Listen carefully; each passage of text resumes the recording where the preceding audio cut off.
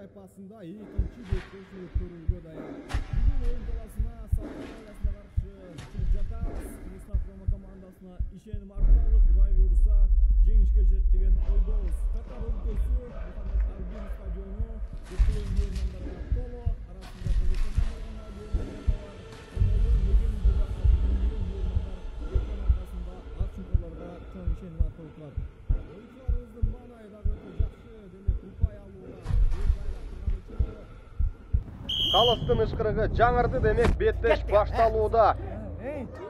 Айзар Ахматов көтөрүп берүүдө жана пас дарегине жетпей қалды. Кийини Мерк көтөрүп берүүдө жана кабыл алууга мүмкүнчүлүк бар.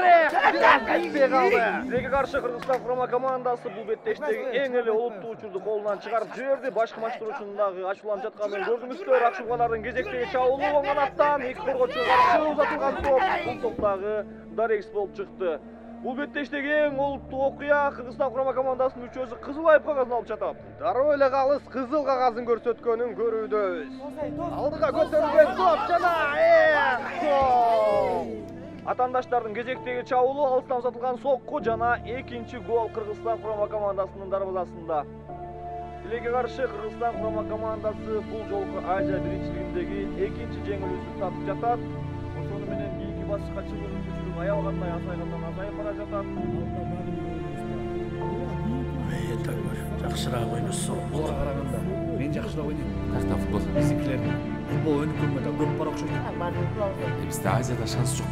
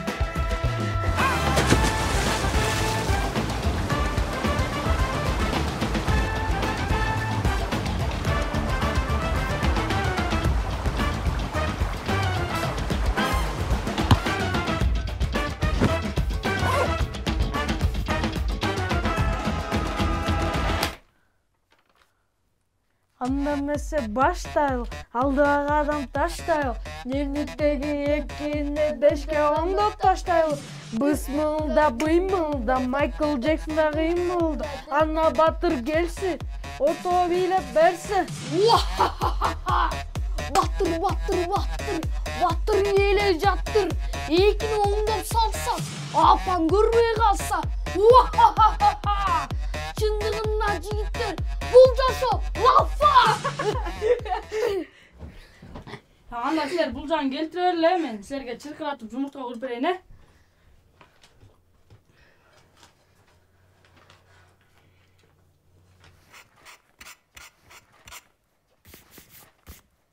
Yaraşsın dostum, bilinmeydiler kalıptır he? O da.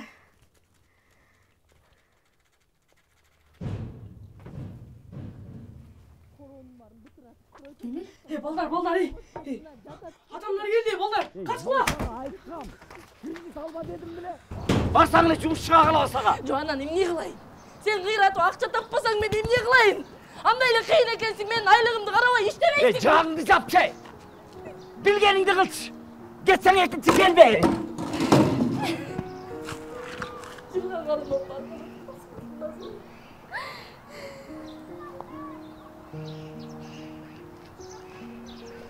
Kimden elim şaka bargısı geliyor.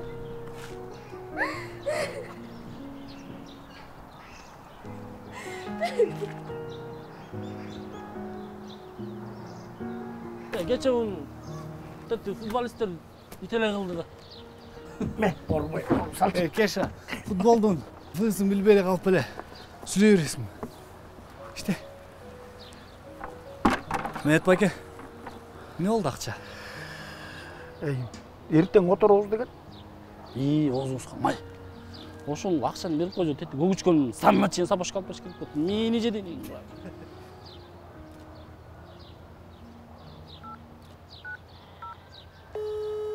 Жаштардын ден соолугун чыңдоо, сейрик жашоого чакыруу максатында Кыргыз Республикасынын президенти жарлыкка кол койду.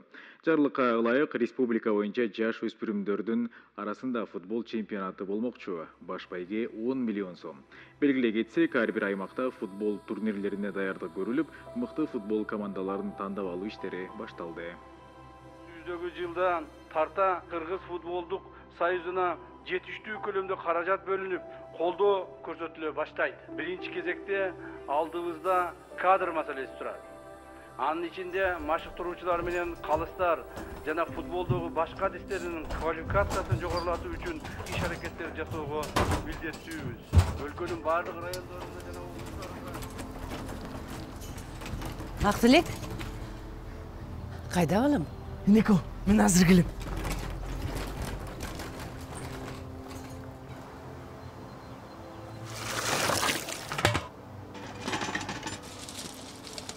Жигиттер, сонун жаңылык. Президенттин клубу болот экен. Жаш балдар арасында футбол чемпионат. Барыбыз футбол ойноону жакшы көрөбүз да. Качпайлы. Эмне, сен ойнойсуңбу? Жаңы эле телевизордон көрдүм. Келечекте Месси, Роналдо, же биздин Гүлжигит Алыкулов, Мирлан Мирзоевдей болуп, Кыргызстан дүйнөгө таанысак жаманбы? Ал жакта деген балдар күчтүү. Айылдан баруу уят болобуз да.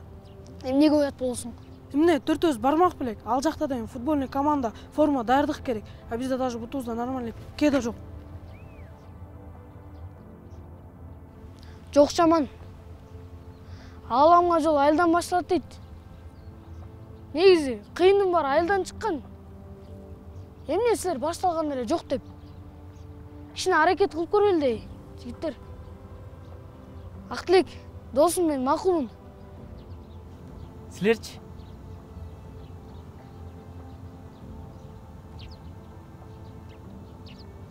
Футбол жакшы ойногон балдарды издейли. Анан атамды тренер болуп бер дейм. Сүйлөштүкпү? Сүйлөштүк.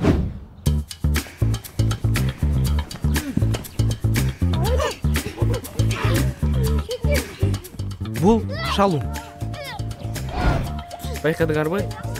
Симуляция жасап өлүмүштөнгөн жакшы көрөт. Бирок кичинекей болсо да футболду аябай жакшы ойнойт. Роналдо деп койсок болобу? А бул ак жолтой. Аябагандай кат чуркайт.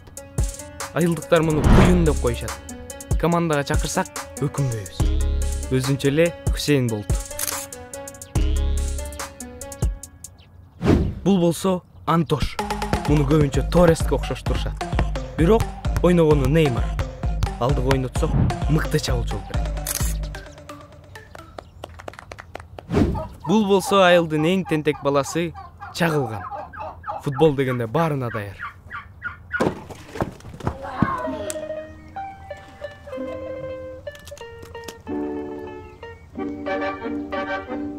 Рональдиньяга да окшош. Айылдын борчиги Арстан. Защитага койсок болот. Эгер макул болсо. Бул Бука. Көрдүңөрбү? Буттар аябагандай күчтүү. Апалары айылда кийиз тепкенге ушуну гана чакырышат. Муну дагы защитага койсок Ван Дейк. Бирок Бука десеңер жаман жини келет.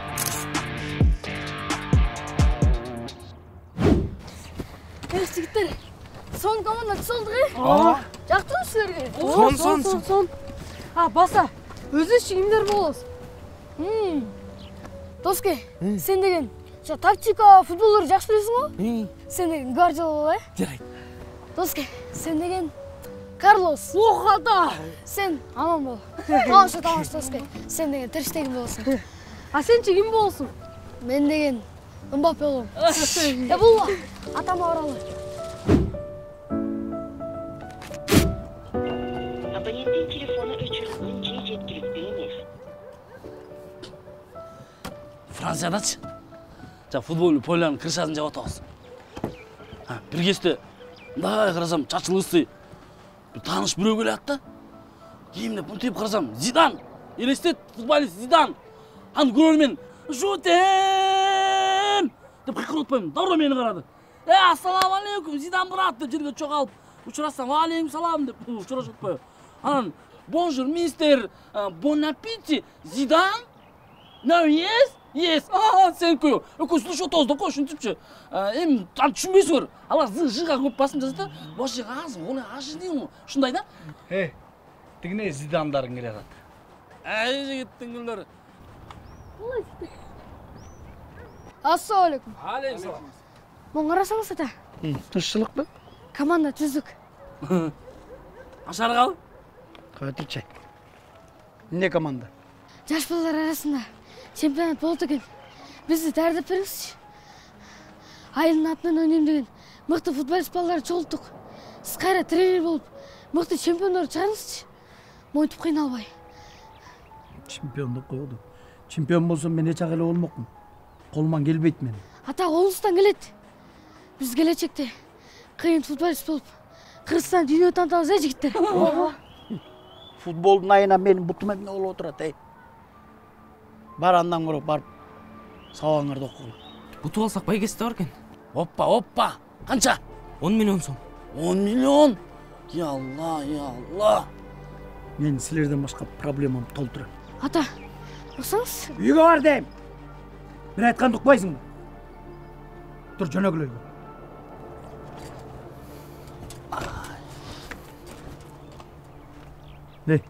Силер мыйыкта оокат кылып тургулачасыз, мен бирөөгө жолугуп келейин. Иним, туура түшүнчү сен. Мен деле ойноп аткан жокмун, Күнү-түнү чалып атам, мына ишенбесең номерин берейин. Чогуш деген бригадам жеп коймой болду, акчаны бербейсиң деп. Бирдеме кылчу. Медет байке, тили катыңыз жок. Биз кантип далилдейбиз? Заявление жазбадым, ошонун негизинде бирдеме кыл дейм. Милисиясың? Медет байке, өзүңүз чоң эле кишисиз го. Биз доказательство жок, эчтеке кыла албайбыз. Мен мындай кылсакчы. Го турчасыз. Алло. Шеп. Баратам мына.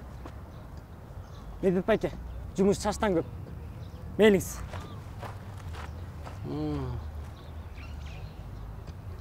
Медет байке. Идея. Мотке кетпейлу. Подонок, жуукур, аферист, Марат. Не тетиги? Медет менен Кешан стройкага иштетип ал акчасын бербей атасың. Аферист, алдыры көсө, берип кой десин. Ага да төлөш керек да. Төлөйбүз топе. Азыр бекер мышык дебейт. Ошо бизде акча жок болуп атат. Басчы башты ортпой. Медет байке, мага нормальный идеялар келет. Вообще колдонбош да сиз. Балдар, жумуш дебей келип туруп калганыңарга рахмат. Буюрса, президент уюштуруп аткан жаш балдар арасында чемпионатка катышабыз. Эмне Медет байке келбейби? Атам азыр өзүнчө даярданып эле деди. Так, эки команда бөлүнүп ойнойлу. Актылык, эмне кылышты билесиң? Давай, жигиттер, давай. Кереметке сиздер менен урматтуу спорт сүйүүчүлөр, жалпы телекөрүүчүлөр. Өз учагында миллиондон көрсөтүп турган Кап Nou стадионунун залдыбыз башталды. Бул жакта атмосфера өтө укмуштай, сонун болельщиктер өтө көп, билеттер жок. Көрмандар батпай эле жок, ташка отуруп көрүшүдө. Кезиден келген Урал Саабай балдар эмизбей калды көрүнөт. Да, карава шоке, ребенок плачет, погода солнечная. Все, друзья, мяч в центре начинает самый опытный судья Альбертино Тарантино. Да, сегодня собрались все звезды мирового футбола.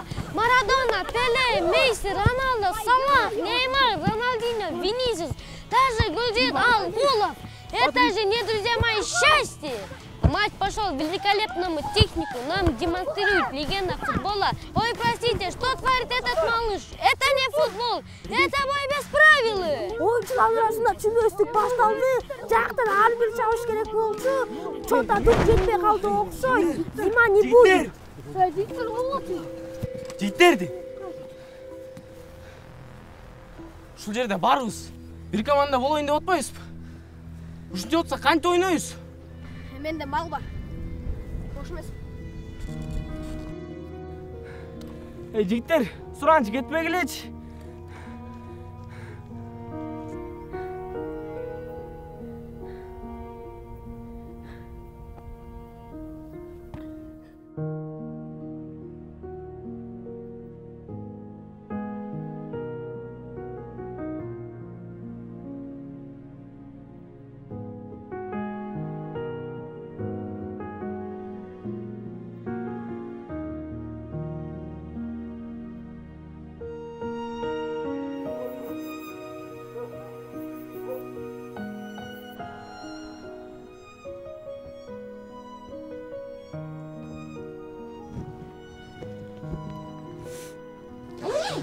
Men barıp iştep keleyin.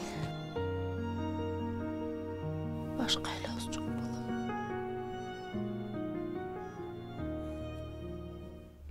Men seni жақсы көрем.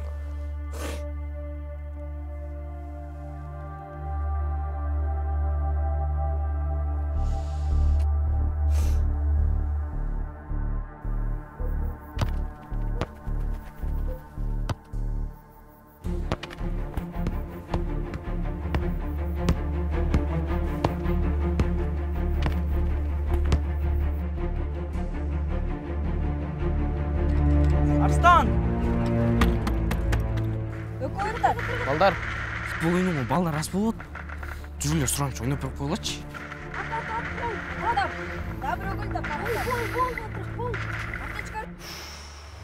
Киргиреч. Аппетит бұзбачы. Қайда футбол жанды қиынам.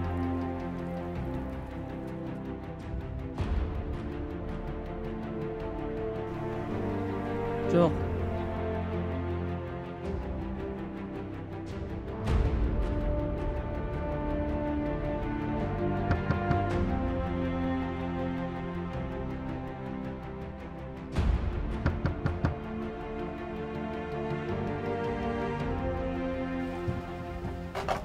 Медет баке. Біз таяқта эшекте иштеп отсақ, сіздер жармашы отырасың. Ақша эмне болду? Бербейсіз бақчаны. Бүгін ертең ана мына деп эле. Біздің де үй бүлөбүз бар да балдарым ачык отурат үйдө. Бербейсіз бақчаны. Түке, өлүп кетейин. Топуракты ура бергиле, акчаңарды которуп коем дебеди беле. Сүйлөшкөндө силер деле бар эмес белеңер. Азыр чалсам эми өчүк болуп атат. Мо өкөңөрчү. Кап эле акчаны жеп алып, кулон болуп атат да. Оозуңа карап сүйлөчү. Кандай оозуңа карап сүйлөчү байке? Мурунку жумушуңанда ошол элдин акчасын жеген үчүн кеткенсиң да. Эмне деп атасың, Кандай эмне деп атасың? Акчаны бербейсиң. Сабыр байке, сабыр. Акмага келсиң. Түшүндүрүп айтып атпайм мен. Сабыр байке. Кет. Түке, чоң эле кишиге уятты эми. Ой.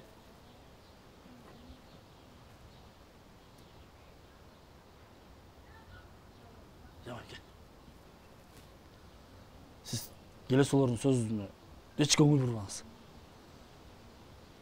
Сабыр кылыңыз. Бир ачууңузду мага бериңиз. Аны көрүп экөөбүз эме кылбайлыбы? Биздин айыл аркы тоогар го. Ошол жака кетип калбайлыбыз. Телефонду бүт өчүрүп. Стрессин айтетчи. Жеме алан, биздин шумкалар футбол ойноп атат. Барып кыйкырып, валет этип. Кандай дейсиз, жүрбөйсүз барып келели. Каяка? Жүрсөңүз мен айтам. Ойчай. Ойчай байке, сабыр кыл. Жүрүшү байке. Мен силерге айткам уят болуңуз деп. Мына башка командалар чогулуп атат, биздики жок.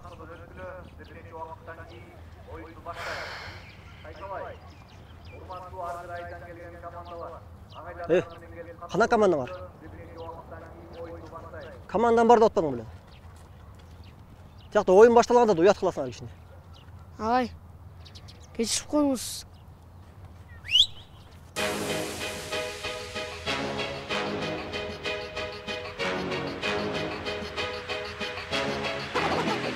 Жетет.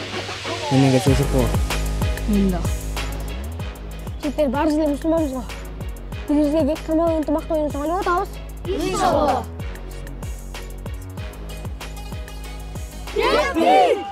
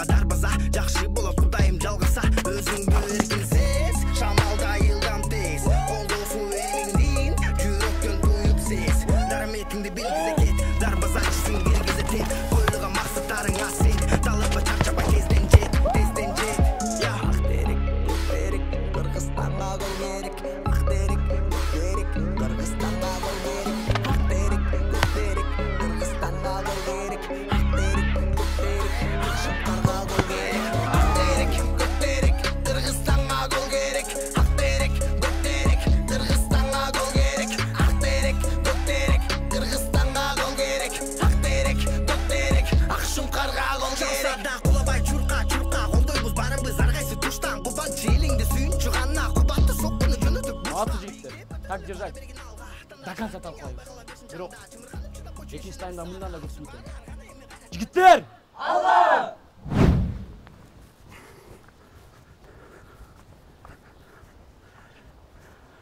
Жігіттер, эмне духуңар түшүп калды? Жигиттер! Эмне дуктан түшүп атасыңар? Жыгылган жерге тойбойт дейт кыргызда. Анын үстүнөн билесиңер топту дейт. Намысты бергенден көрү юбка кие албайсыңарбы? Турчу. Бери жакын отургулачы. Жигиттер, мен жана атам бери карап отурсам, силер ойногонуңар менен оюнду байкабай атасыңар. Тигилердин флангтары кыйын болгону менен центр өтө слабый болуп атат. Мындай тактика. Султан, баратада сен турасыңбы? Могу сенсиң. Жакшылап окула. Сен топталар менен бекага бересиң. Бека. Сол жагында сен болосуң. Сен топталып туруп, кичине алдыга чуркамыш болуп тур. Атың ким эле? Антош. Сага берет. Антош. Сен оң жагында Шумкар, сен болосуң. Топ сага келери менен левый девяткага саясың. Бул биринчи тактика.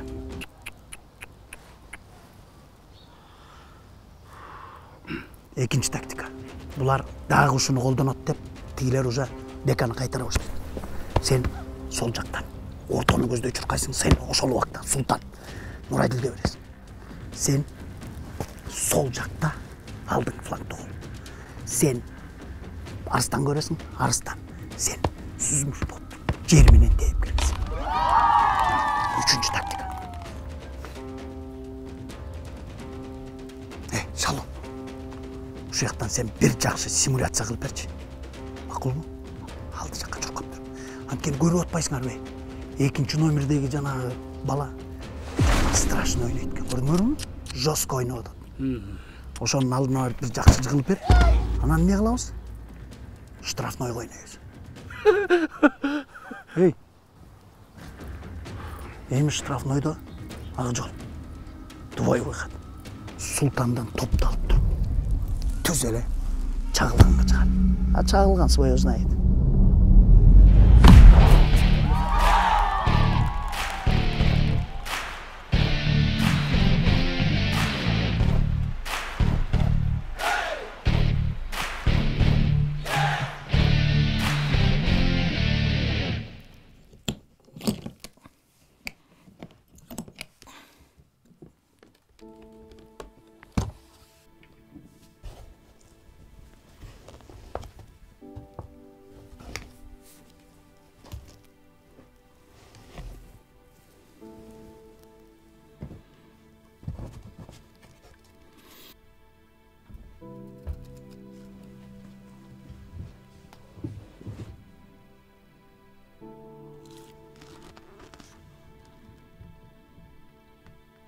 Бүгүн балабыз аябай бактылуу келди.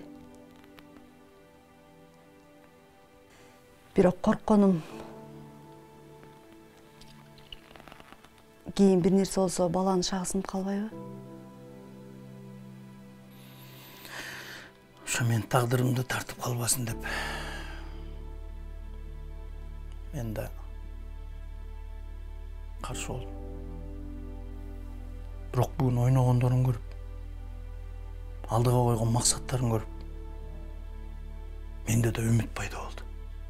Жана Суңкардын ойногонучу, ойноп атканын көрүп өзүм жаш кезимде эстедим, чын. Бир башкача сезимдер болду. Тиги Маратка айттыңбы? Акылайды университетке даярдаш керек да. Мараттын өчүк Марат.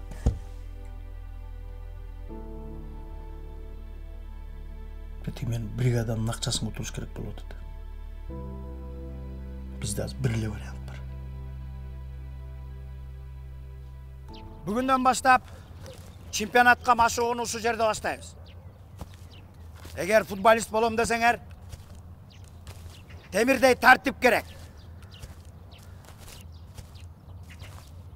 Эгер чемпион болом десеңер, эрте жатып, эрте туруш керек. көп эмгекти талап кылат. Анан жанагы китайский чипсы, мипсы, энергетик, кола дегенди ичкениңерди көрбөйүн. Натуральный жарым ичесиңер. Анан жигиттер, полияда түкүрмөй жок, какырмай жок. Короче, бүгүндөн баштап жашооңор башкача болот. Кой отурчу. Спортто бирөө утат, бирөө утулат. Ошондуктан көтөрүмдүү болгула. Утсаңар көбөп кетпей. Утулуп калсаңар чөгүп кетпегиле дегендей. Түшүндүңөрбү? Түшүндүңөрбү? Ооба! Түшүндүк ата. Ата? Ата? Бул жерде эч кандай ата жок. Бүгүндөн баштап ата эмес. Агай. Түшүндүңбү?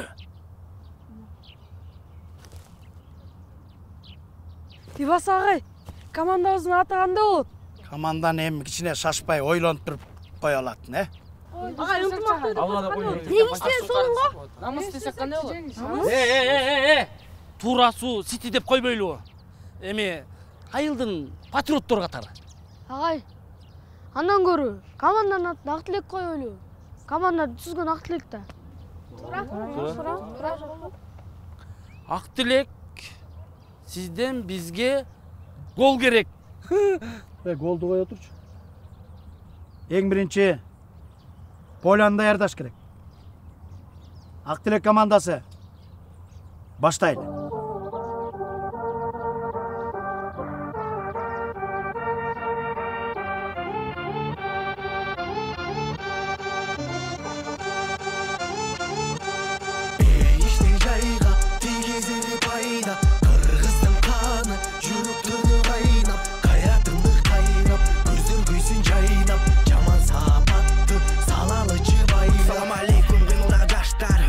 Өзү кургандар колсунуп элге тең бөлүшүп жеттен карап турбагандар мыктысыңар мен да силер тараптан айтам чындыкты барыңа колдоп турсаң сен угарман мына кетти ойлорум талпынып алдыга мени бастырып жүгүрүп күлүк аттай сага менен айтып жаткан сөздөрүм балдай кыймылдап аракеттен талба жаза баштагана биз менен бирге толкунда гана биз менен бирге толкунда бириңди бириң толукта гана биз менен бирге толкунда бейиштей жайга тийгиз эле пайда кыргыздын каны жүрөктөрдө кайнап кайратыңды кайрап көздөр күйсүн жайнап жаман сапатты салалычы байлап бейиштей жайга тийгиз эле пайда кыргыздын каны жүрөктөрдө кайнап кайратыңды кайрап көздөр күйсүн жайнап жаман сапатты салалычы байлап.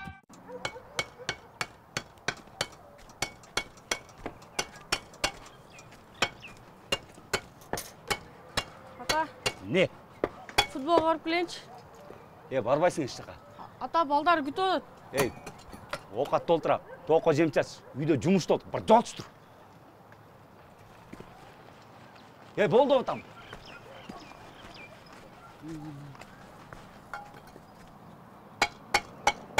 Могу кийинки оюндун датасы. Анан кайсы жерде өтө турганын жиберишиптир да. Аз эле убакыт калган турбайбы? Бир жумадай эле калды. Кой Медетов мен алаксытпайын анда. Мейли анда, чоң рахмат сага. Мейлиңиз. Болбойсуңарбы эми? Эмне отуруп алдыңар? Бетбайке. Блин. Не? Бул дагы доля дагы. Ой, жок, бул карабайсыңбы? Мына жана оюндун списогун алып келип. Астагфирулла. Жакын калыптыр, андан көрө биз формага, бутсуга акча табыш керек экен. Эмне жатасыңар? Давай тургула, заниматься эткиле. Кеша, дуктан берчи балдарга. Мужики, эмне? Папайня там община кылалыбы? Да, братцы, да славаш көрүп атасыңарбы? Мен сага нукура дуктан бер деп атам андай.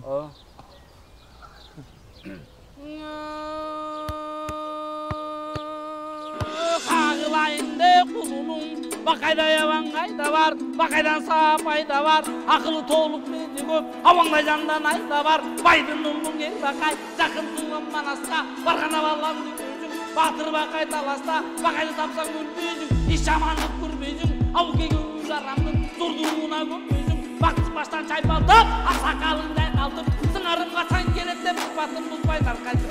Күміш толы жатқанды семетті жеткізген үшін, ошол бақайды дене шоруңа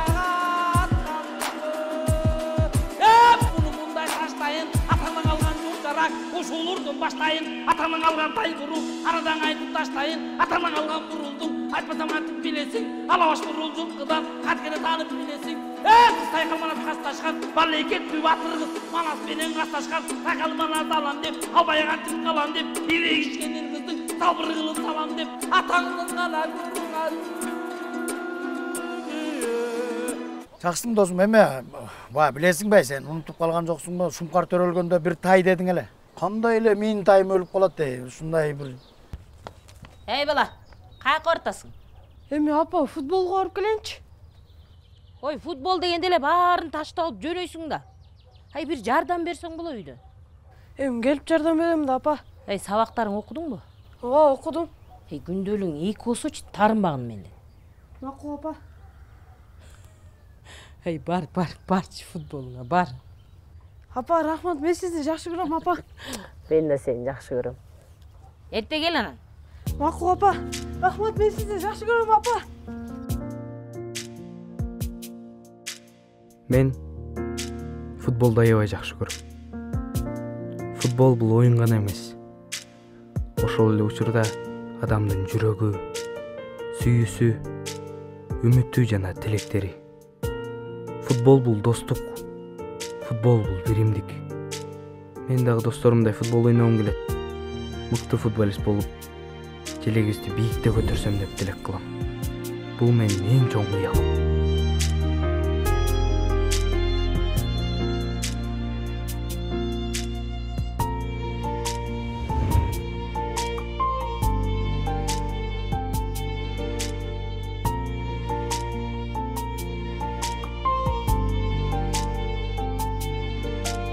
Жаратканга шүгүр. Бутум менен футбол ойнай албасам дагы көзүм менен көрө алам. Уга алам, сүйлөй алам. Мени өзүнөн да аябай жакшы көргөн энеком бар. Мындан өткөн бакыт барбы? Бир туугандай болгон досторум бар. Аллахыма шүгүр. Мен бактылуумун.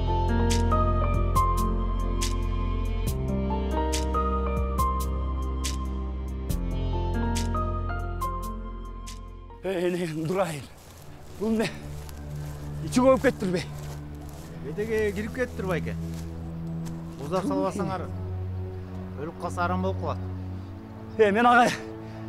Uydu kara деп айткам да энең Durayın баласы. Пуй, yok. Ne kılam men? Музда эле салыш керек го. Hayla жок. Муздасаң муздап сал. Макул жарайт.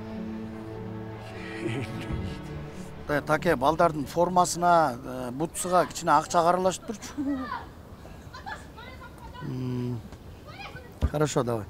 Ой, тарынбайм, неге тарынбаган? Мөтбеке, балдар даяр деп коюңуз.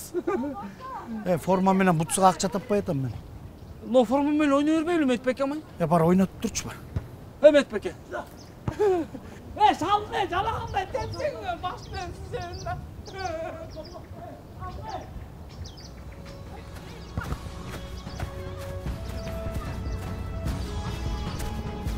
Батыр! Бас бер. Уйдum ne kıl dedim ben. Arkanda koy dedim bile. Ата, ойду арканда койгум. Gördüm arkandaganyың, бедеге кирип жарылып тур. Ушул топпу силерге. Азгырлан. Ата! Кылыч! Ne oldu sana? Sen менен futbol oynayayım деп, үйдөгү жалгыз уюм жарылып өлдү бедеге кирип. Булар өздөрүнүн каалоосу менен келип ойноп атат, Кылыч. Медет, башымды оорутпачы. Өлгөн уюмду сен төлөп бересиң бе? Батыр сен менен экинчи футбол ойнобойт. Өзүң балаң менен ойна. Эмне жалгыз уйду сен төлөйсүң бе? Бас сен. Бас жоготам. Жакында биз областка барып ойнойбуз. Өзүң барып ойно. Кылыч. Сен туура түшүнчү. Койчу Медет. Кылыч. Батыр футбол ойнобойт. Бар. Туура түшүнүп койчу, Кылыч. Койчу, бар.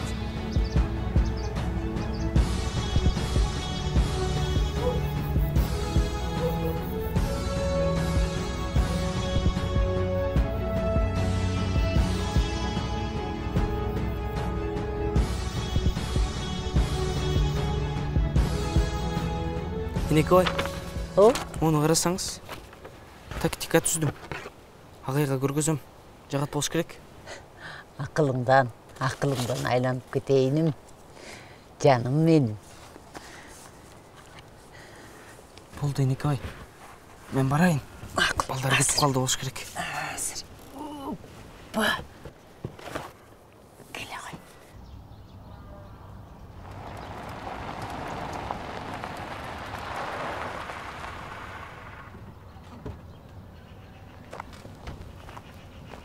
Нен тұрғайындар? Бұлар кімдер?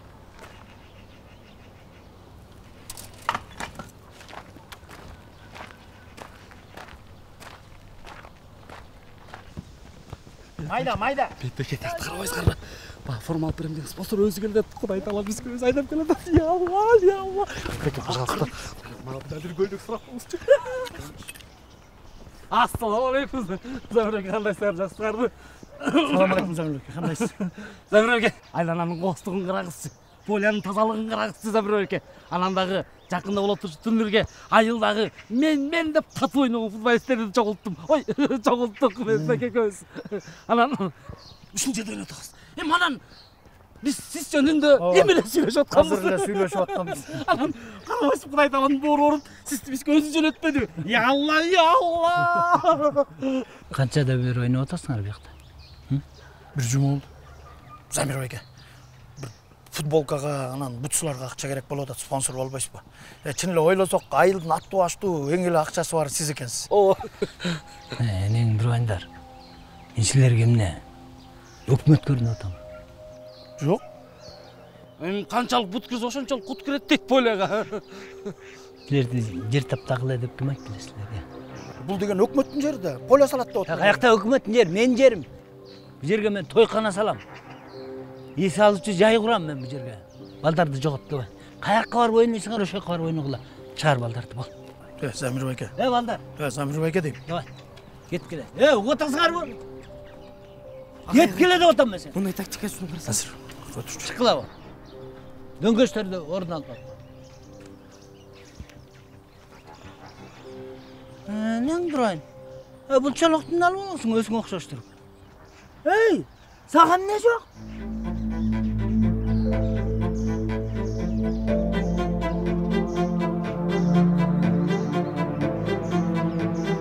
Söksöң meni, sök balдарды, sök meni! Ne dese? Yerem Turan, Medet! Turan, kim ekenini unutup kaldın mı sen? Sağ ol. Ko'rsatın beni. Medet. Dilek! Dilek!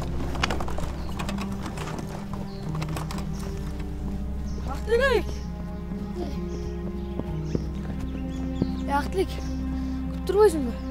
Тренировканы бүткөн мен сени жеткизип коебуз. Силер көтөрүлө, өзүм эле барам.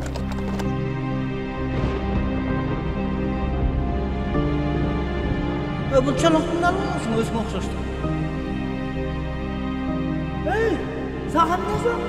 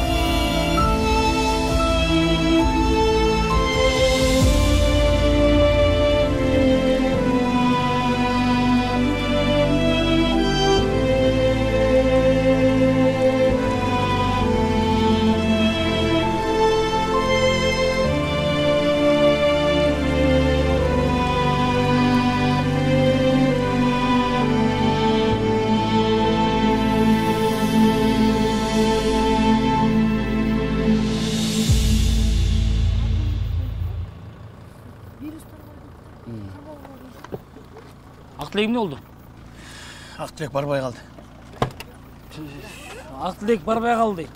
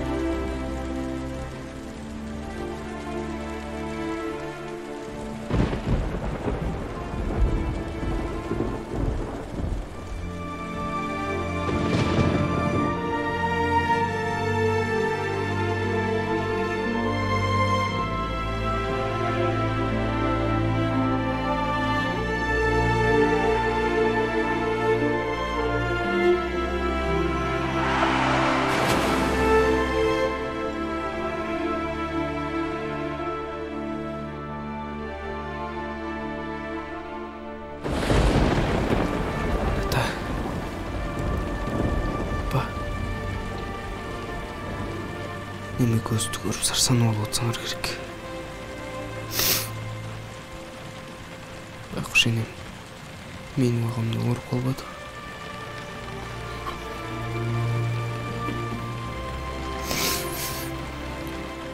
О Аллахым, мейірімді өлердің мейірімді сөзенсің. Аллах енекем ауырасыншы. Мен сияқты олдар қырсыққа қауыл денесінен айырылбасыншы. Жаратқан Алла, енем ауырбасыншы. Мен енеммен башқа ешкім жоқ. Аллахым, достарыма күш қуат бері көр.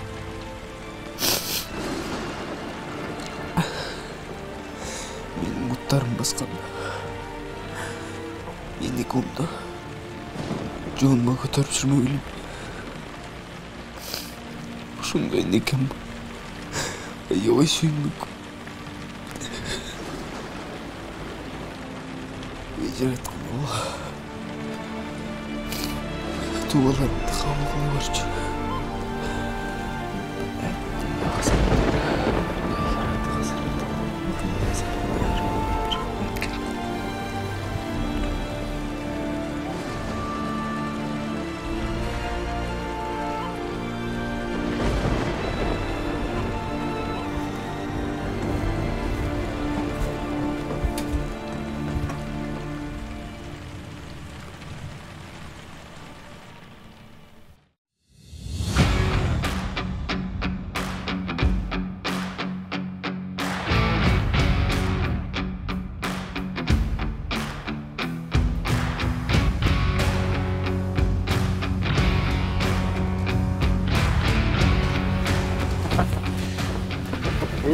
Жігіттер, жап-жаңы форма.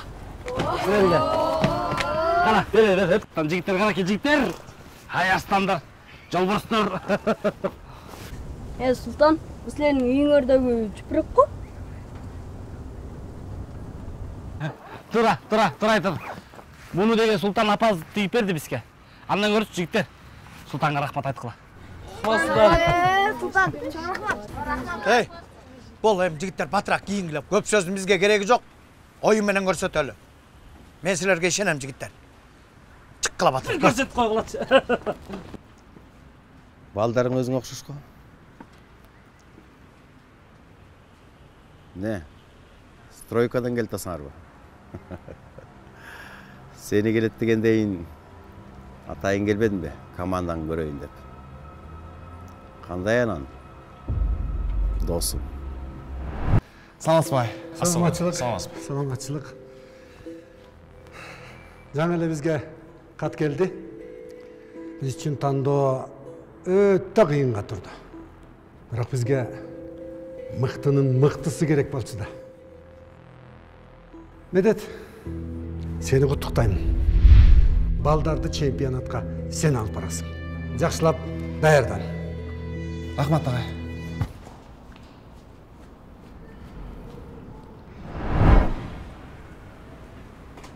Жақсы.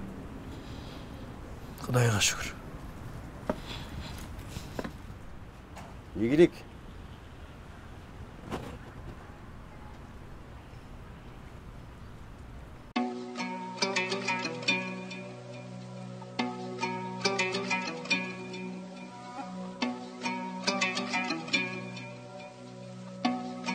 Жігіттер, бұлардың киімдерінен чүпірек шашып қойған ғой? Қачушыттан самча қолтып, қайырымдылық қылып қоялы.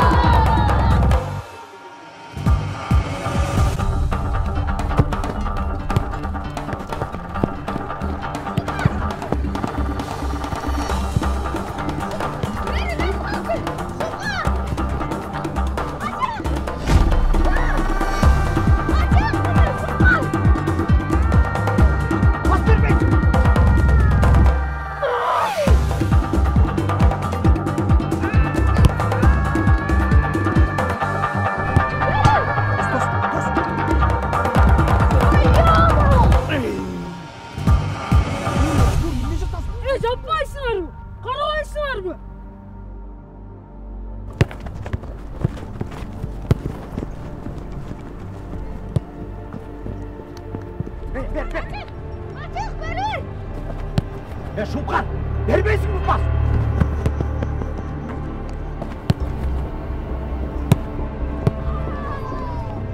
Шумкан, пас бермейсің, пас бер ойны ойсың! Не ола, біргет! Судья! Замер! Çık!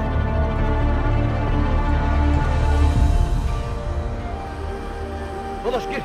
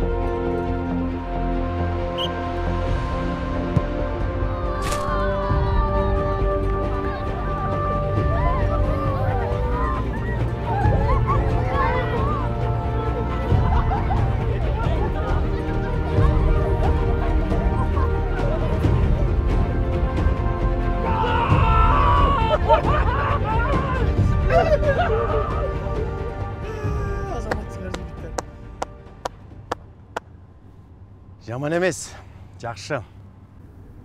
Құттықтайм. Бірақ шынығы чемпиондармен ойын башқаша болады.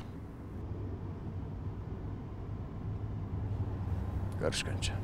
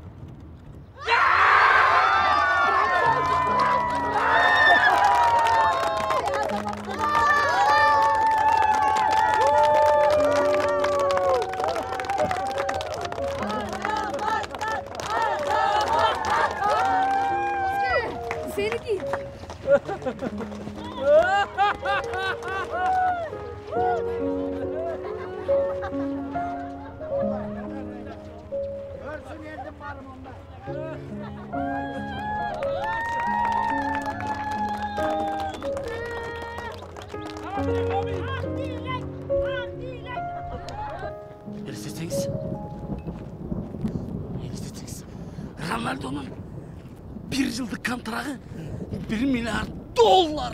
1 миллиард. Пеке, қымбат машина, ақша бір, жашау лафа. Мен видеолар мал доктор боласың дегендеші. Азыр мен ошолармен жүрмөкпүн. Месси бутун алып коесуң. Жанымда кыздар. Елестетеңіз, жанымда кыздар. Эмне десең ошол. Анан 4 аял алсам болот. 4 аялдын богун жейсиң бе? 1 аял алып алчы киричи. Бет байке. Эми футболист болом десең, азыр да кеч эмес, ойной бер. Менден эркекче айтыңызчы. Тренер чыкчудайым. Конечно. Сенин каныңда бар да тренерлик. Коңузчу. Жа эмне сурап берип атасың анан? Мет байке. Мен түнүмен ойлонуп таптым. Мисалга, ар бир тренердин өзүнүн фишкасы бар. Мисал, Зидандын гол киргенин эми айкасаңыз, фишкасы. Ал эми Клоптуку. Ушундай. Биз моуна кылбайлыбы?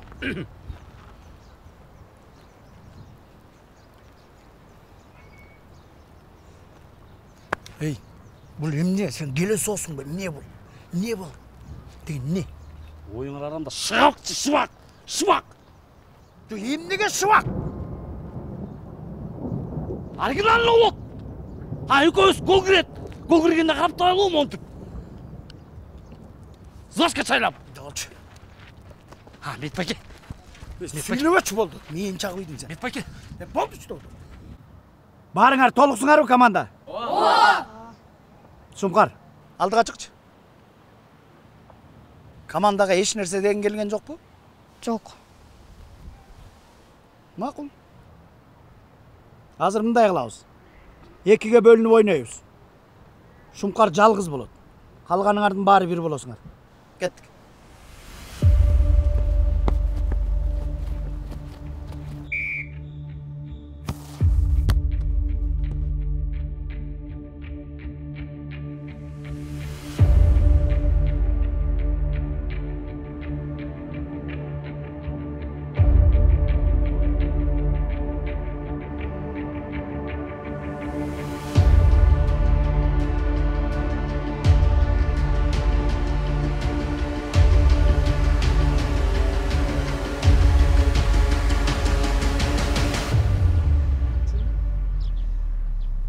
Эми түшүндүңбү? Эсиңерде болсун. Футбол бул командалык оюн. Эгер сен өзүмчүл болбой пас бергенде, бул жеңишти эртерээк камсыздамакпыз. Мен дебей, биз деп ойногула. Командага жеңишти эмне алып келет? Ынтымак, достук, бирлик. Эмне? Ынтымак, достук, бирлик. Тур эле. Азыр оюнду баштайбыз. Бөлүңгүлө.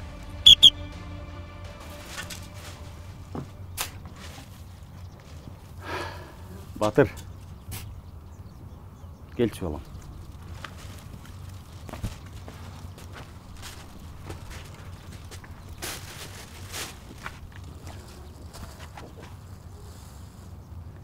Sen meni geçirip koy.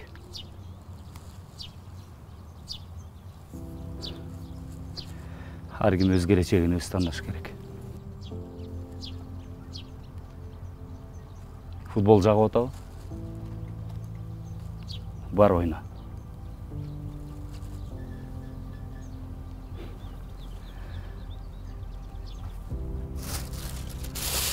Мына бут кийимиң. Командаң күтүп калды барабай. Рахмат ата.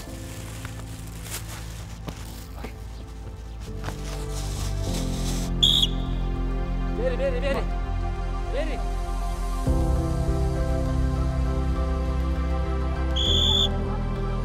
Бери, Шупкар.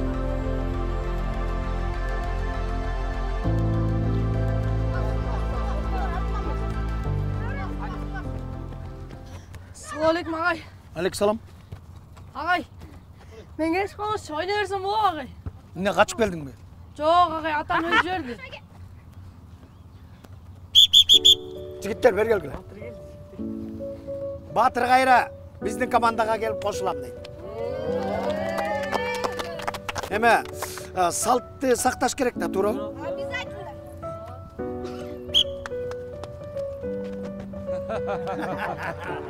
Ана, бөлің білекке. Так. Антош. Қандайсың ана апа? Денсаулық жақшыбы, үйлі күшті жүресіз бе? Эми карыганда ооруп эркелеп калат турбайсыңбы?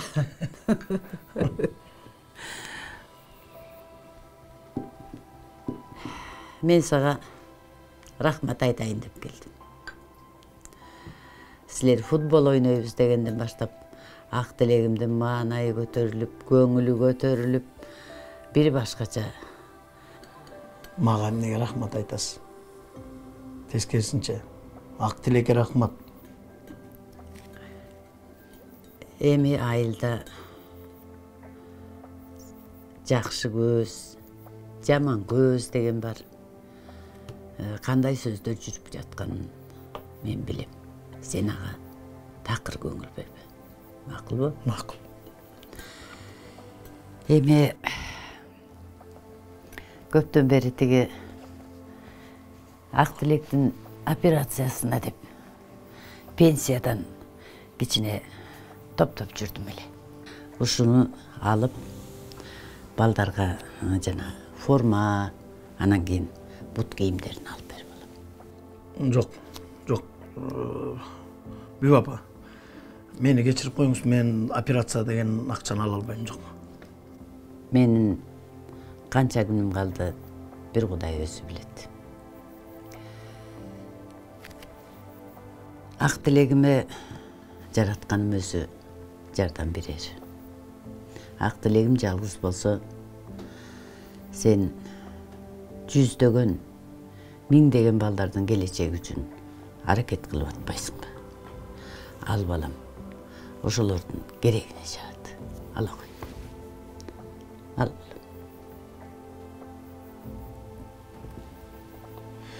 Апа, келиңиз, чайга караңыз. Чайдан ичиңиз.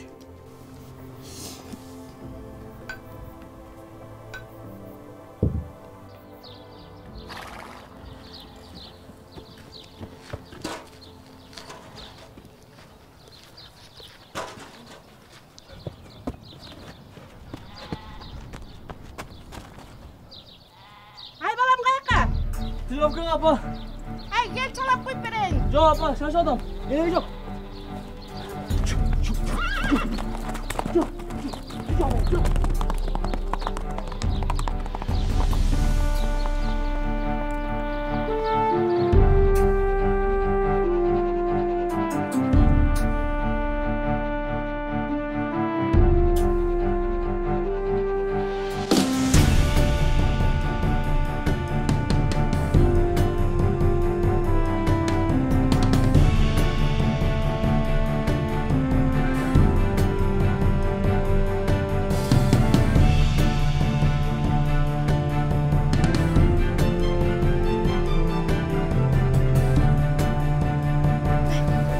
Üzüleyim kaldı. Öyle.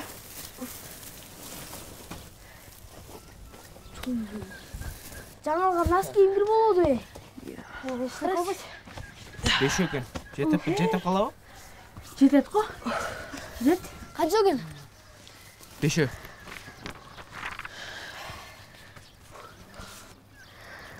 Жігіттер, сіздерге қандай сезіліп білмеймін. Бірақ финал жақыннан сайын жүрек тиіп атады. Айтпа доске, ішімдегідей болып атады. Егерде финалда ұтылып қалсақ эмне болот? Озуң аташы, біз ұтабыз. Аға айтпады эле спортто бардык нерсе дайым болла деп. Биз ниет кылып эле, калган жакшылык Алладан. Башка үйгө кантсам эле? 10 миллион сом. Сага 10 миллион сом. Эгерде Кудайым буйрса ошол акчаны алсак, апама бир сонун тиккен машинка алып бербесем, анан үйгө 1 ящик колбаса, жо 3 ящик колбаса албасам, жигиттер. Илон Маск болып кетеміз ғой, Доски, Илон Маск жақта эле калат го. Балдар, силердин билбейм. Бирок мен ошо акчаны алсам, апамдын кредитин жапмакмын. Апам мигрант болуп иштеген эмес. Баары апам жок башкача экен.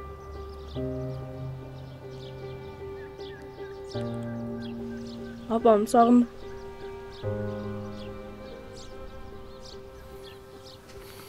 Түшүнөм. Апа жок, баары үй башкача. Капаланба. Апаң келет. Буйрса бар ойдогудай болот, Ооба, Доски, буйрса. Болгой кеттик амай. Не отуруңар, эс алыңарбы? Ал течи. Олар антип алып барабы сандан көрө? Бирденке алып барасың. Сен досум экини көтөрө жоксуңсуң. Кече ураксың го. Сен машинаң бар го, машинаңа салып кетебиз.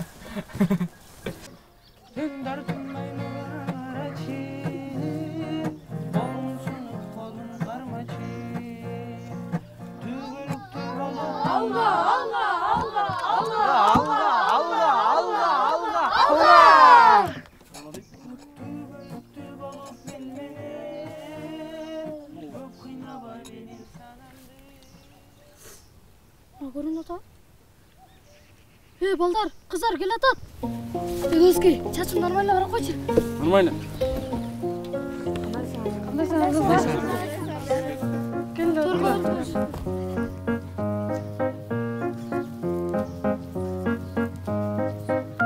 Кыздар, силерди келбей отко десе, барыңар келип алыңар го. Жөнчү, келе кыздар отурсун.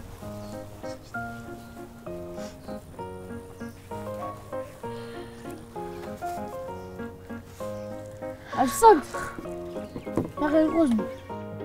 добро пожаловать в наши Гавайи. О боже, посмотрите, какая тут чудесная поляна. Океаны, мать природа. Вот вам меню, разбирайте. У нас аилская кухня, но есть же там сызмы, курутики, есть же там джармашки. Есть крутые чаи, низкоцейлонский махаббат. Но самый лучший чай – это чай-чемпион. Кыздар, бирөө сөз айтып коебу да, калп болсо да. Балдар, силерге. Балдар, чынынан азаматсыңар. Биз силер менен сыймыктанабыз. Эми ушунусуна да барып, жеңиш менен келгиле. Биздин жентилмендерибиз. Кыздар, бизден да силерге белебиз бар эле. Ирмебей көзүң карап, жамалың периштедей, жайылып аппак канат, канасың ару таңдай, камшанған таттуу балдай, алтыным алмаштырбай, жалгызымсың толгон айда. Сиздерге мощный болду, жигиттер. Айтпа. Кыздар, жырга отурду го. Доски, мен настроением түшүп калдым. Жора жакшы эле. Жана кыздар жакпай калды. Аяна сени улам карап турду го. Ойчей, ушул мен карамак беле. Просто бүгүн энекем туулган күнү болчу. Ошого эмне алып берип койсом деп ойлонуп кеттим. Кабаттырлама, Доски. Ак тилектин энесин чогуу куттуктайбыз, жигиттер. Ооба. Эртең айтып белең. Так, анда. Батыр, сен балдарды чогултуп кел. Биз үчөөбүз продукта тигине эмнелерди алып берели, Кеттик, жигиттер.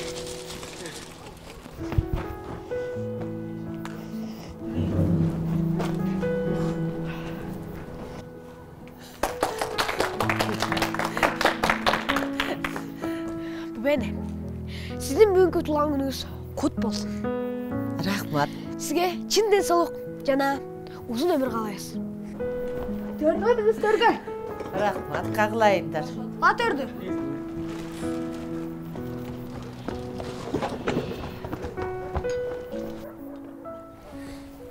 Бебене, сиздин жакшы көргөн балаңыз Ак тилек. Сізге айтуучу сөзү бар. Ақлек. Энеке бай, туылған күніңіз менен көп жашап бар болыңыз. Бұтыңыз үшпесін деп қалыңырақ байып бағалып келдім мені. Кейін мыңнан көп белек берем бұйырса. Қағылып кетейін. Рахмат, тілегіңе жет. Оруаңызчы. Білесіз бе, сіз бар маға еш нәрсен керегі жоқ. Сіз бар, мен бақыттылымын. Қағылып кетейін. Мақсатыңа жет. Барыңарға рахмат. Қағылайындар. Рахмат сілерге. Öyle. Bizde sizge ırdoçu belek var. Yolдар. 1, 2, 3. Eneke bay, oyunu bıyığı. Eneke bay, oğlum.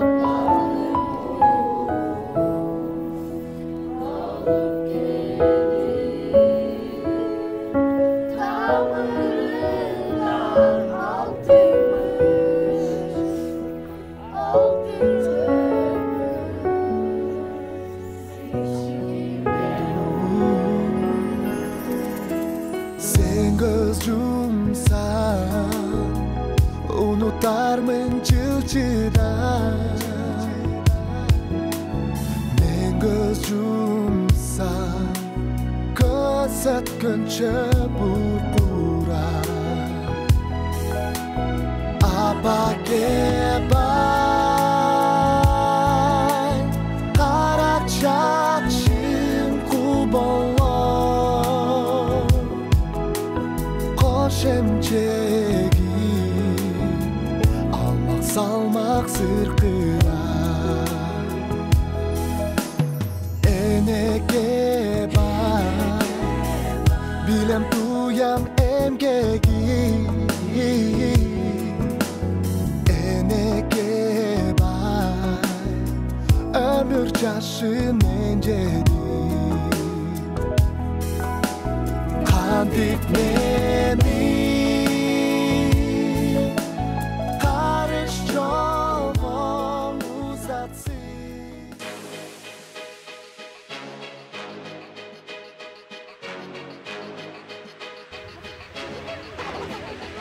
Так, түзелгіле.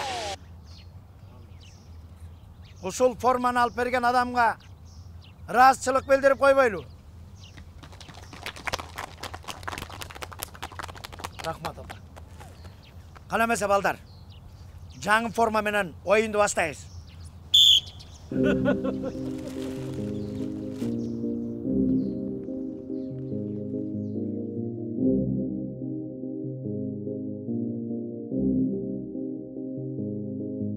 Заман бап кайрылат жаштарга, машыгууну баштагын, ден соолукка зыян келген нерселерди таштагын. Заман бап кайрылат жаштарга, машыгууну баштагын, ден соолукка зыян келген нерселерди таштагын. Бирге кыргызымдын жигити, болгон күчүң менен элиңди сен бириктир.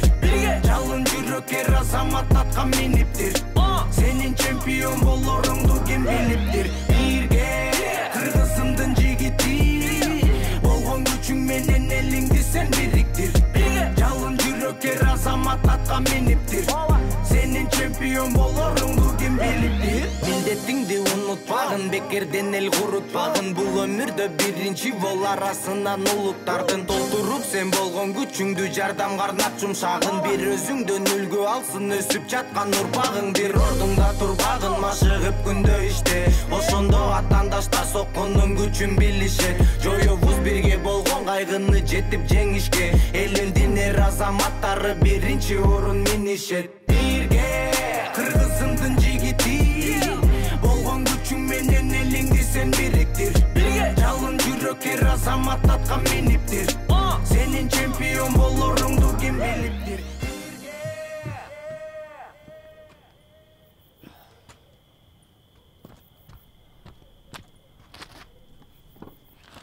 Уяктай жатасыз да?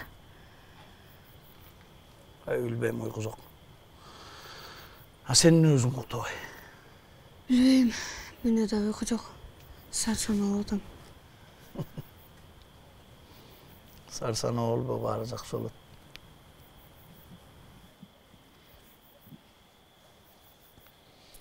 Ата, эмнеге менин атымды Шуңкар деп койгонсуңар? Илгери биз жаш кезде заман катуу болчу. Курсак тойгуш үчүн, кийиниш үчүн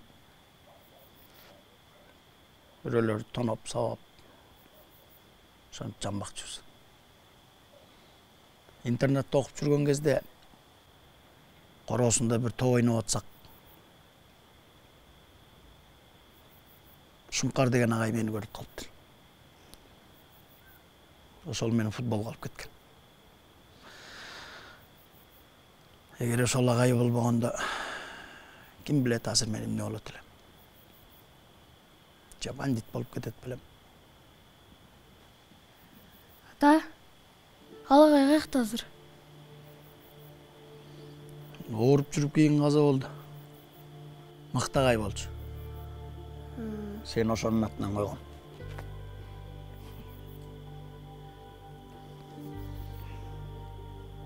İyi basa. Ben sana bir bölegim var hele. Onu kapitan komandalar tağınat. Eme senden mıktı futbolist çıkarttı öyle. Joğutpay tağınıp jür. Рахмат, ата. Bas. Көп сүйлөбөй жаталы эртең менен эрте турабыз.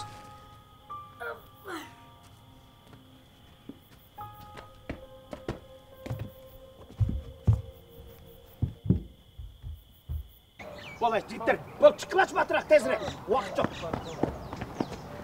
Сал, бол. Бол. Бол. Meyli ağay. Meyli gel, ha? Жақсы әмір. Дай бұйырса, келеміз. Gel bismillah.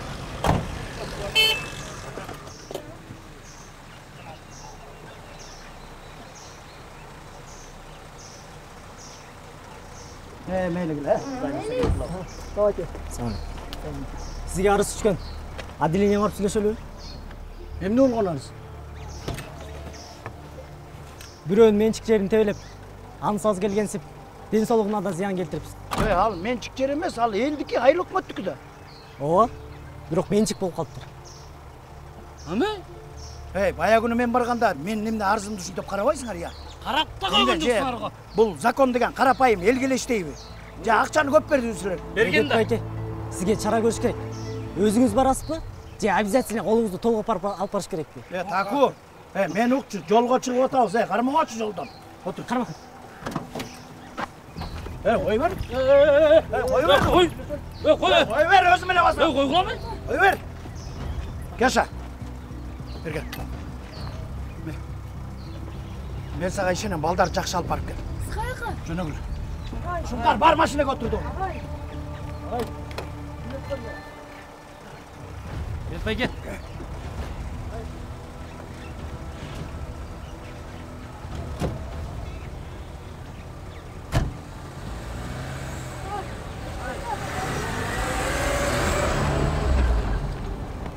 Otur lan. Gitmiş. Otur. Ağay meyli. Olmayayım. Kuday kollasın. Otur. Otur lan.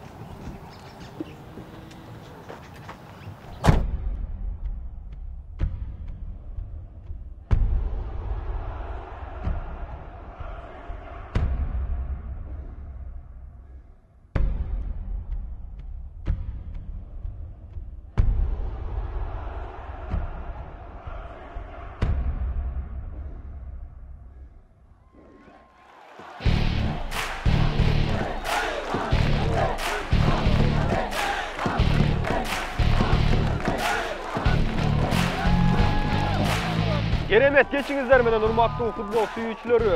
Өлкө башчыбыз Жапаров Садыр Нуркожоевичтин жарлыгына алайык республикабызда өткөрүлүп жаткан жаш өспүрүмдөр арасындагы футболдук мелдештин финалдык беттешинде жолугуп отурабыз. Ооба кесиптеш, эң туура айтасыз. Бүгүн тарыхый күндөрдүн бири. Анткени Кыргыз Республикасына таанымал маштыруучулардын катарын толуктаган Касым Кубатовдун намыс футболдук командасы айылдан чыгып жаңыдан өлкөбүзгө таанып келе жаткан Ак Тилек командасы менен финалда кескери олтурат.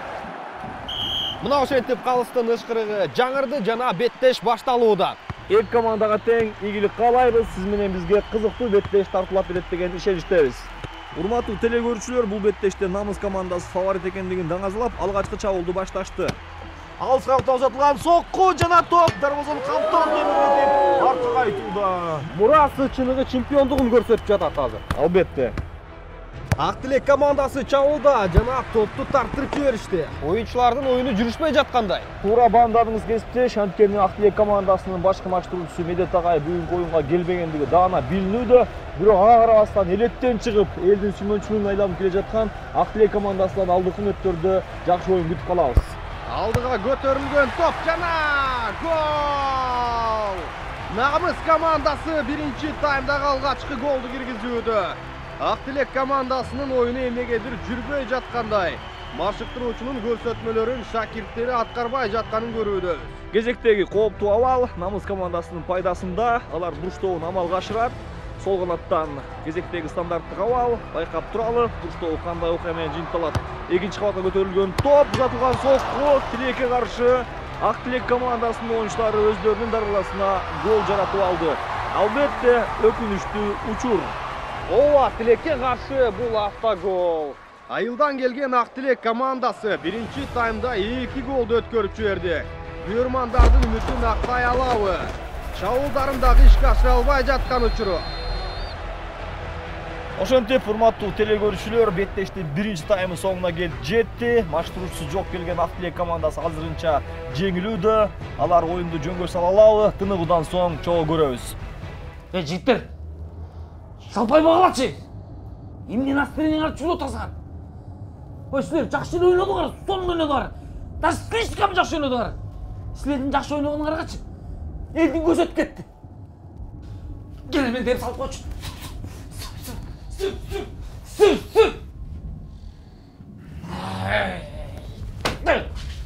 Жигиттер, башыңар көтөрүлөчү. Оюнду өзгөртүүгө убакыт бар. Үмүтсүз болбогулачы. Ошентип бүгүнкү беттештин экинчи бөлүгү да башталып олтурат. Касым Кубатов жана анын командасы талаага чыгып келүүдө. Ал эми Ак Тилек командасынан дайын жок.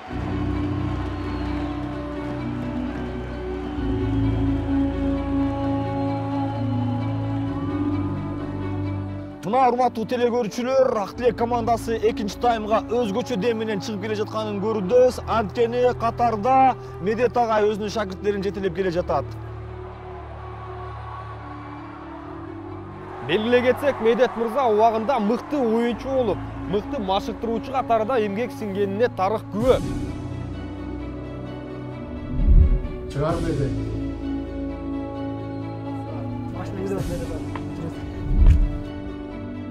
Дагы бир жолу саламатсыздарбы, урматтуу футбол сүйүүчүлөрү. 15 мүнөттүк тыныгуу артта калып, командалар кайрадан жашыл майдандын үстүнө көтөрүлүп келишти. Калыстын ышкырыгы жаңырып экинчи тайм башталды. Эсиңерге салып өтөлү, ак кийим менен Ак Тилек командасы, кызыл кийим менен намыс командасы. Экинчи таймда алгачкы чабуул, Ак Тилек командасы жакшы баштап, жүйөк узатылган сокку жана гол. Эсеп сандар 2-1. Ак Тилек командасы оюнга кайтууда, урматтуу телегөрүүчүлөр. Чындыгында Ак Тилектен мындай оюн эч ким күткөн эмес. Маштыруучулардын дагы, күйөрмандардын да кубанычында чек жок. Эсеп кыскарды. Ак Тилек оюнга кайтууда, урматтуу футбол сүйүүчүлөрү. Намыс командасы алгачкы алмаштыруусун орундап жатат. Байкагыңыздардай эле чабуулчуну оюн талашына чыгарып, коргоочуну оюн талашынан алып жатканын көрүнөсүздөр. Демек азыр намыс командасы алдыны көздөй барат. Ал эми каршы чабуулдан Ак Тилек командасы пайдаланышы керек болот. Эсеп 2-1. Ал арада байкап турганыңыздардай эле борборубузда аба ырайы дагы өзгөрдү. Оюндун кызыктуу болуп жатканын табият дагы сезип жаткандай. Ақтілек командасының ойыншысы топты алды. Жана алдыға шығарып беруді. Есепті теңеп кете алшауы.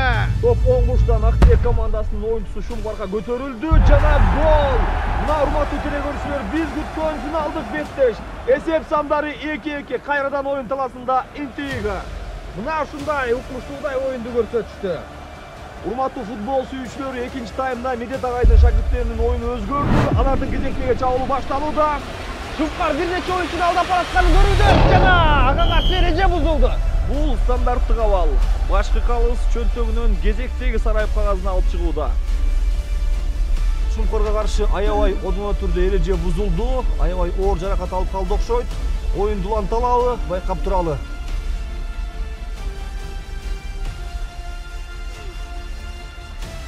Шумқар, не oldu? Ne oldu Şumqar? Жақсы әлесің бе? Ай, байды! Қырмыз сұрудым! Бұты шығып кеттір, ойын улан талбайды. Судья, анда замена. Ата, мен замена қылмағач, мен дағы ойнаймын.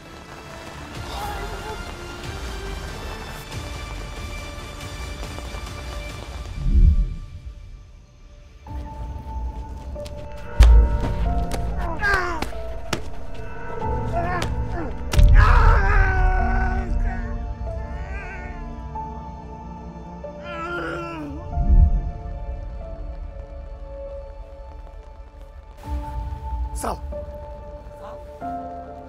Butun salmaysın mı? Ake ben bal doktorumum.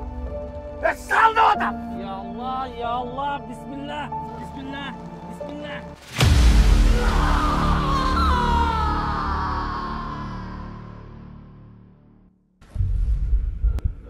Шумқар оор жаракатына карабастан оюнду улантап.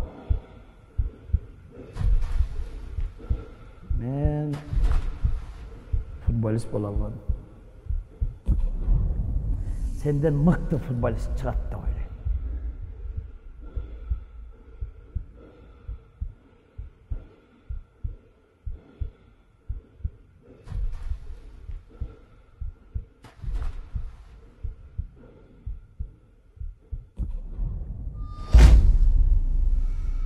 Стандарттык абалдан тебүүгө даярданып турушат. Мынасыга сенсация! Ақтілек командасы акыркы мүнөттөрдө гол киргизип чемпиондукка жетүүдө. Ааламга жол айылдан башталат деген мына ушул кесип. Туура айтасыз, айылдан чыккан жаш келечек ээлери ошентип Кыргыз Республикасынын президентинин кубогун утуп алууда. Ақтілек командасынын күйөрмандарын чын дилден куттуктайбыз. Келечек ээлери дал ушул жаштар. Кыргыз футбол өнүксүн, жашасын Кыргызстан. Ар бир коштошуунун аягында сөзсүз түрдө жолугушуу бар. Ошол жолугушуу өттөрдө амандашканча.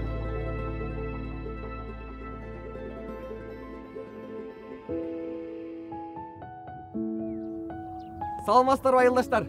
Бүгүн биздин айылыбызда аябагандай чоң майрам. Медет агай жана анын командасына терең ыраазычылык билдиребиз. Жана атайын алыстан келген Барселона академиясынын өкүлү мистер Дэвидке сөз берсек.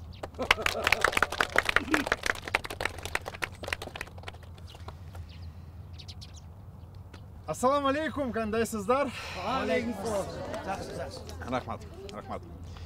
Кыргыз спорту өнүгүп жатканын бүтүндөй жер жүзү көрүп күбө болуп жатабыз. Убакыттан пайдаланып Кыргыз футбол федерациясынын президенти Камчыбек Кыдыршаевичке терең ыраазычылык билдирет элем.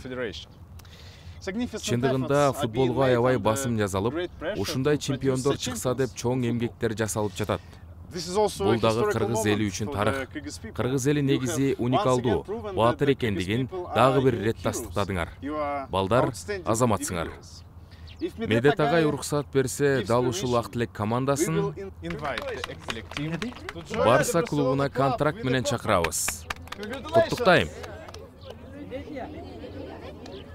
Туугандар, сиздер түшүнбөй калдыңыздар. Ақтілек командасы жана Медет агайга Барселона академиясынан чакыруу келиптир.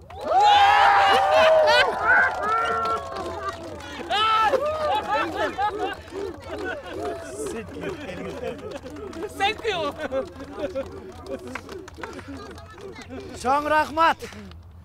Урматтуу биздин алтындай айылдаштар, силердин көмөгүңөр менен Силердин жардамыңар менен ушуга жетип отурабыз. Силер болбогондо кандай болот билбейм. Бирок эң башкысы ушу мен Ак Тилек командасына чоң рахмат дээр элем.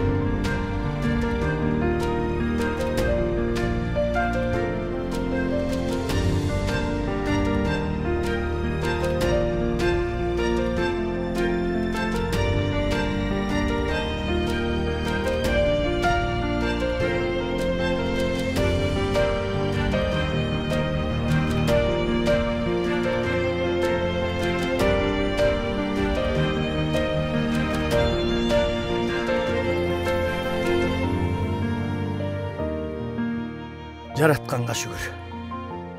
Балдардын бул эмгегине эч ким ишенген эмес. Керек болсо мен да. Сен бирөөгө жакшылык кылсаң, ал эки эселеп кайтат.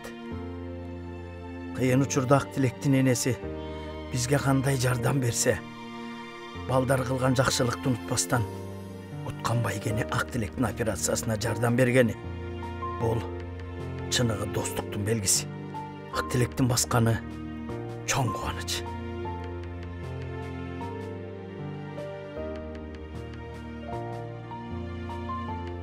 Ал эми үй бүлө бактылуу болсо, дүйнө бейпил болот дейт. Айылыбызга сейил бактын курулганы бул жаркын келечектин белгиси. Демек, элибизде ынтымак, ишенич, биримдик болсо, өлкөбүз өнүккөн мамлекеттердин катарына киребиз.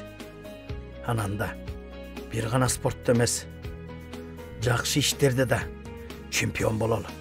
Желегибиз дайыма бийиктикте гана жел билесин. Алга Кыргызстан. Тарыхы бар мечин, ынтымагы дайым бекем. Ала то бешигим, башым ийип тазим этем. Керемет аймагы, желбиреп турсун байрагы. Булагын ташарып, булбулдай сайрагын. Кыргызстаным, Кыргызстаным. Билем мен бир өзүңдү ырыс багып, өзүңсүз атпай таным. Кыргызстаным. Бердиков жана Кайрат Жигалбек бул өтө жакшы жана кабыл алышы керек. Канданар берилген пас.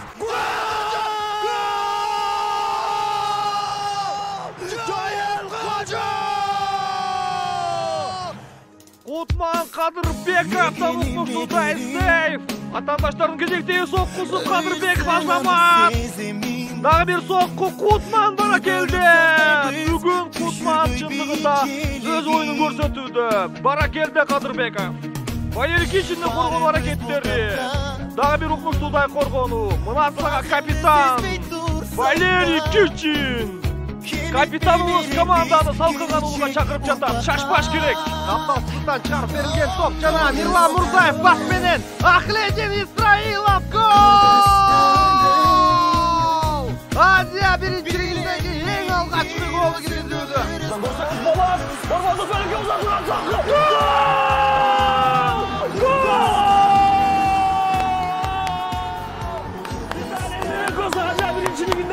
Kırgızistan Kurama komandasının ikinci golun Ürgümet'teşteki algaçlı golun yaratılma. Akşımkarlar alga. Kırgızistan Filipinler 1-0. Borbalık bölge İtalya Lüküs uzatılan sokku. Gol! İtalya Lüküs!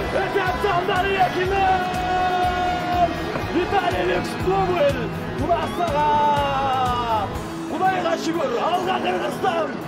50. minut esep sanları 2-0. Hiç şaşırmasdan otuşu gerek. Nurullah Murzayev Azamat Canalımızı dövüzü bana yapkan mezgil. Uzatma soğuklu. Tanrıdan kaptan demiyor.